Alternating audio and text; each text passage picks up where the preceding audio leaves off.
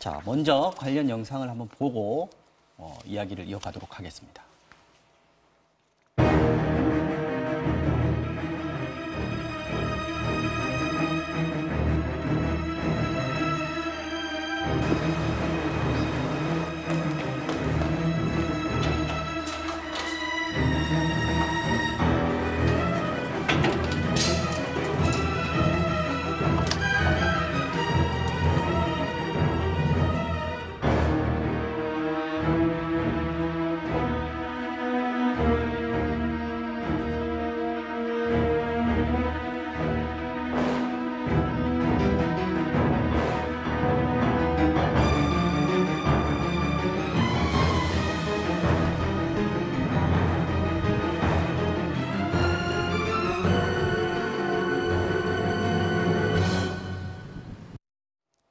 네, 온 국민이 분노했던 사건이죠. 인천 초등학생 살인 사건에 대한 대법원 선고가 오늘 사실은 조금 있다가 3시로 예정돼 있으니까 발표가 될 것 같습니다. 당시에 8살짜리 초등학생을 살인한 범인이 10대라는 사실에 놀랬고 시신을 훼손하고 유기까지 한 그 잔인함에 2번 경악을 했습니다.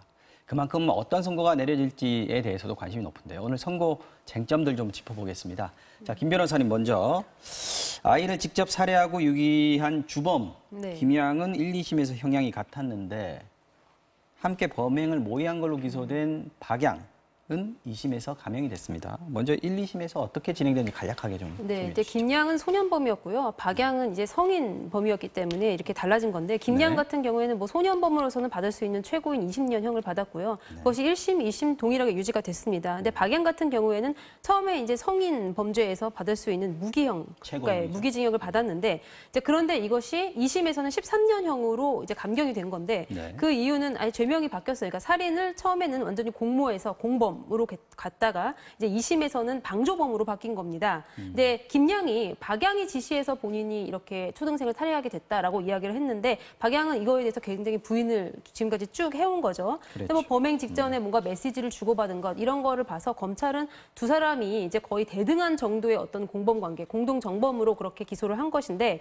이제 법원에서는 그 정도까지는 아니고 이제 다만 미필적으로 살인이 일어날 것을 어느 정도 예상은 할 수 있었기 때문에 살인 방조 혐의가 인정된다고 봐서 13년형으로 지금은 감형된 상태입니다. 네, 말씀하신 대로 이 교수님, 2심에서는 살인 방조죄만 박영한테 적용이 됐습니다.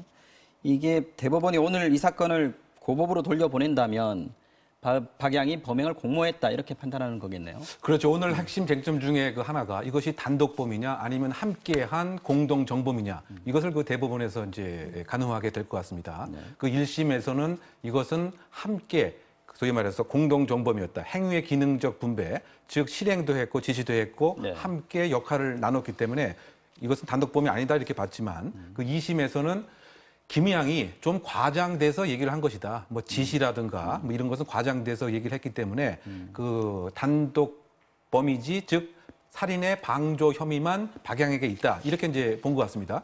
결국 핵심 쟁점은 지금 캐릭터 커뮤니티라고 하는 거를 통해서 서로 간의 의사소통을 이제 한 이 점을 어떻게 대법원에서 해석을 할 것이냐.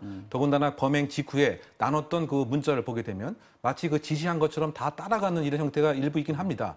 그런데 이것을 과연 단독범으로 볼 것인지 아니면 그야말로 이거와는 그 별도로 이와 같은 사실만을 알고 있었을 뿐 구체적인 지시는 한 것이 아니다라고 볼 것인지 이것이 하나의 그 핵심인 것 같은데 어쨌든 저는 큰 틀에서 봤을 때는 우리의 아이를 살해한 이제 끔찍한 범죄임은 분명한 것 같습니다. 그리고 그 죄의 그 종류로 봐서 이 그 피해자가 그 8살에 불과한 초등학생인데 이 초등학생을 약취 유인을 해서 살인을 하게 되면 가장 무거운 죄로 처할 수밖에 없습니다. 그래야죠. 그리고. 그렇죠. 그것이 바로 사형 아니면 무기징역뿐이 이제 없는 이와 같은 그 형태인데 과연 우리의 그 아이들에 대해서 좀 더 경종을 울리는 판단을 할지 아니면 무엇인가 그 심신미약 또는 단독범의 여부에 대한 다른 판단을 할지는 상당히 주목을 해야 될 부분이라고 보입니다. 네, 변호사님. 이게 사실 1심 때로 돌아가 보면 검찰도 처음에는 살인 방조죄로만 기소를 했다가 재판 과정에서 김양 진술 보고 공범으로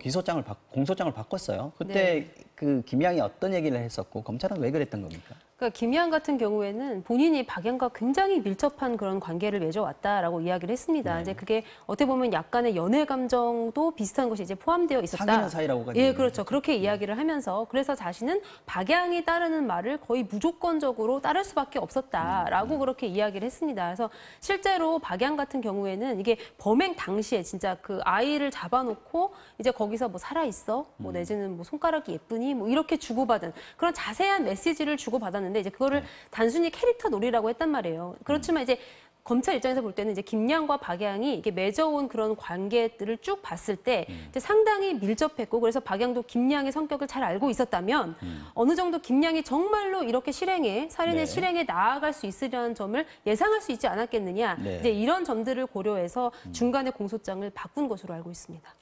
사실은 그래서 김양이 주장한 대로 박양 얘기를 들을 수밖에 없었다. 그리고 본인은 좀 마음이 약하고 지시하는 대로 따르는 성격 뭐 이런 얘기도 했고 지금 또 재판 과정에서는 심신미약도 주장하고 있지 않습니까? 이거 어떤 부분으로 주장을 하고 있는 겁니까? 네, 그 1심, 2심 모두 심신미약을 강조를 했습니다. 네. 소위 그 아스퍼스 증후군이라고 하는 네. 소위 그 사회적 외톨이 같은 또 일종의 자폐 증세인 예, 거죠? 사회적 자폐라고 얘기할 수가 있는 것입니다. 그런데 그 1심, 2심 모두 이것을 받아들이지 않았습니다. 네. 그것은 하나의 그 이상 성격에 그 불구하고 설령 사회적 자폐증, 아스퍼거스 증후군이 있다 손 치더라도 그 범행 시점에서의 옳고 그름에 대한 시시변별 능력에 예를 들면 영향을 끼친 것은 아니다. 이렇게 얘기를 했고요. 그것에 이제 근거로 보게 되면 범행에 착수하게 될 때도 상당히 그 치밀했고 그 이후에 범행을 은닉하는 방법도 아주 꼼꼼했다. 더군다나 그 평균 지능이 평균보다 지능이 훨씬 높다. 이런 점으로 봐서는 충분히 판단할 수 있는. 충분히 판단을 할 수 있기 때문에 심신미약이라고 인정하기 어렵다라고 하는 것이 네. 1심, 2심의 그 입장이기 때문에 적어도 그 부분에 있어서는 대법원에서도 변동이 없지 않을까 이렇게 추정해 봅니다. 네. 자, 김 변호사님. 네. 사건 주범인 김 모양이 구치소에서 죄질이 중한 살인은 보통 30년형 내려진다라는 동료, 그 구치소 동료 네네. 얘기에 펑펑 울다가 변호사 접근을 하고 나서는 나는 미성년자니까 좀 줄 거야라고 좀 좋아했다는 이런 얘기까지 돌았는데 네네. 이것 때문에 소년법 손봐야 된다는 논란 되게 많이 불거졌었어요. 네, 이제 실제로 지금 촉법 소년, 그러니까 형사 미성년자의 나이를 만 14세에서 13세로 낮춰야 된다라는 논의가 지금 활발하게 이루어져 있고 실제 발의도 돼 있습니다. 그리고 네. 김상곤 사회부총리 같은 경우에도 이제 이렇게 13세로 낮추는 그런 안에 대해서 적극 지지를 나타낸 그런 상황이고요. 네, 그리고 또 한 가지는 이제 이렇게 무슨 살인, 강독, 강간 이 정도의 이제 강력 범죄 같은 경우에는 네. 아무리 소년범이라 하더라도 이렇게 좀 많이 감경을 해주는 것은 좀 사회 정서에 맞지 않지 않겠느냐. 이 부분도 좀 손봐야 된다라는 논의도 이루어지고 있습니다. 네, 알겠습니다. 자, 사회 이슈들을 집중 분석해보는 이슈 완전 정복. 오늘은 여기까지 하겠습니다. 함께해 주신 두 분 고맙습니다.